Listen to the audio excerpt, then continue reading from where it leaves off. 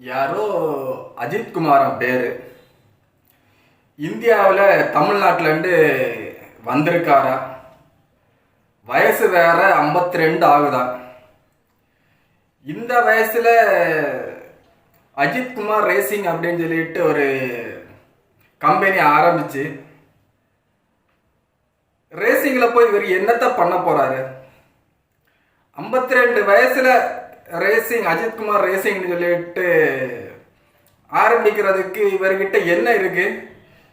இந்தியாவிலேருந்து தமிழ்நாட்டிலேருந்து ஒரு கடைக்கோடியிலேருந்து வந்து அஜித்குமார் ரேசிங்னு ஆரம்பிச்சு இந்த ரேசிங்கில் பங்கேற்று என்ன பண்ண போறாரு, என்ன பண்ணிட முடியும் அப்படின்னு சொன்னவங்க தான் துபாயில் ரீசெண்டாக கார் ரேசிங் நடத்தின அந்த கிளப் டீம். அஜித்குமார் ரேசிங் அப்படின்னு பேர் கொடுத்து ஆரம்பிக்கும் போது 10ஓட 11 ஓட்டிட்டு போகட்டும், நமக்கு என்ன, ஒரு 100 பேர் ஓட்டுறாங்க, அதுல ஒரு வயசான ஒரு மனுஷனோட ஒரு டீம் விளையாடுது, ஓட்டிட்டு போகட்டும், இவர் ஜெயிச்சா என்ன ஜெயிக்காட்டா என்ன, கடைசியா வந்தா என்ன, இல்ல பாதியிலே நிப்பாட்டிட்டு போனா நமக்கு என்ன, 10ஓட 11 ஓட்டிட்டு போகட்டும், போய் தொலையட்டும். இதுதான் துபாயில் அந்த 24/7 ரேசிங் நடத்தின அந்த குழுவில் இருந்தவங்களோட அரசல் புரசலான பேச்சு. ரேசிங் ஆரம்பிச்சாச்சு, டெஸ்ட் டிரைவிங் நடக்குது, டெஸ்ட் ரேசிங் நடக்குது, ட்ரையல் மாதிரி நடக்குது.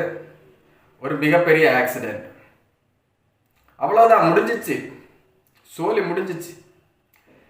எல்லா ரேசிங்ல பங்கேற்கலன்னு நம்ம யார் இங்க அழுதா வயதான காலத்துல அப்படின்னு திரும்பவும் ஒரு சலசலப்பு. உண்மையான ரேசிங் ஆரம்பிக்குது.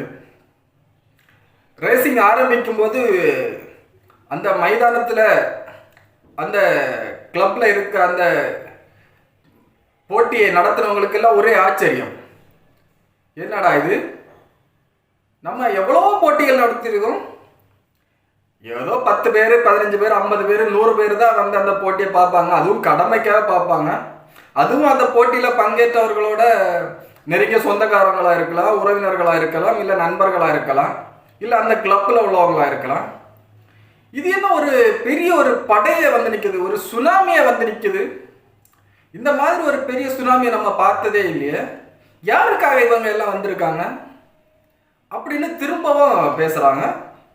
ஒற்றை ஒரு மனிதர் அப்படி சிங்க மாதிரி நடந்து வராரு, ஒரே கூச்சல், தலை அஜித் ஏகே அப்படின்னு சொல்லிட்டு. அங்க அந்த கிளப்ல இருந்து யாருக்குமே ஒண்ணுமே புரியல. ஒரு நிமிஷம் எல்லாரும் அப்படியே ஒரு மயான அமைதிக்கு போயிட்டாங்க. ஏன்னா இது ஒற்றை மனிதர், நம்ம 52 வயதான முதியவர்னு வேற சொல்றோம். யார் இவரு, எதுக்காக இவ்வளவு ரசிகர்கள் வந்து ஒற்றை ஒரு மனிதருக்கு இவ்வளவு ஆதரவு கொடுக்குறாங்க அப்படின்னு சொல்லிக்கிட்டு அங்க இருக்கிற யாருக்குமே புரியல. கண்ணா கூகுள் பண்ணி பாரு, அவர் யாருன்னு தெரியும் அப்படின்னு அந்த கிளப்ல யாருக்கு மூலமாக ஒரு தகவல் கொடுக்குறாங்க. அவங்க யார் இந்த மனுஷர் அப்படின்னு சொல்லிட்டு சர்ச் பண்ணி பார்க்குறாங்க. பார்த்த அப்புறம் தான் அவங்களுக்கு மிகப்பெரிய ஆச்சரியம்.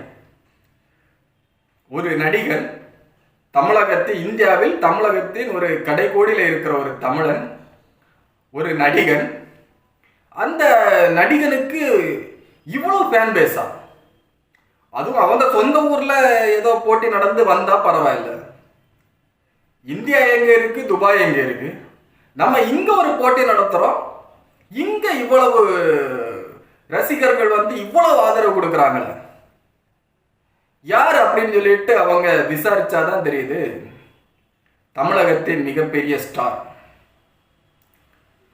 அவங்களே புல்லரிச்சிடுறாங்க. ஒரு கட்டத்துல 10ஓட 11 100க்கு 1 நின்று கார் ஓட்டிட்டு போகட்டும் அப்படின்னு நினைச்ச அந்த குழு அந்த போட்டி முடிச்ச அப்புறம் அஜித்குமார் 3வது இடம் வந்து ஜெயிச்சிட்டார். அது ஒரு பக்கம் இருக்கட்டும், ஒரு கொண்டாட்டங்கள் நடந்துட்டு இருக்கு. அந்த கிளப்ல உள்ள தலைமை அதிகாரி பேட்டி கொடுக்குறாரு. நாங்க எங்கெங்கோ எவ்வளவோ போட்டிகள் நடத்தி இருக்கோம். ஒரு மனிதருக்காக இவ்வளவு ரசிகர்கள் வந்து அவருக்கு உற்சாகம் கொடுப்பாங்க, ஊக்கம் கொடுப்பாங்கன்னு நாங்க கனவுல கூட நினைக்கல. அது மட்டும் இல்ல, நாங்க எங்கேயாவது போட்டி நடத்தியாச்சுனாக்கி இந்த ஸ்டேடியத்துல சேருதான் தெரியும், மனித தலைகள் அங்கங்க தான் தெரியும்.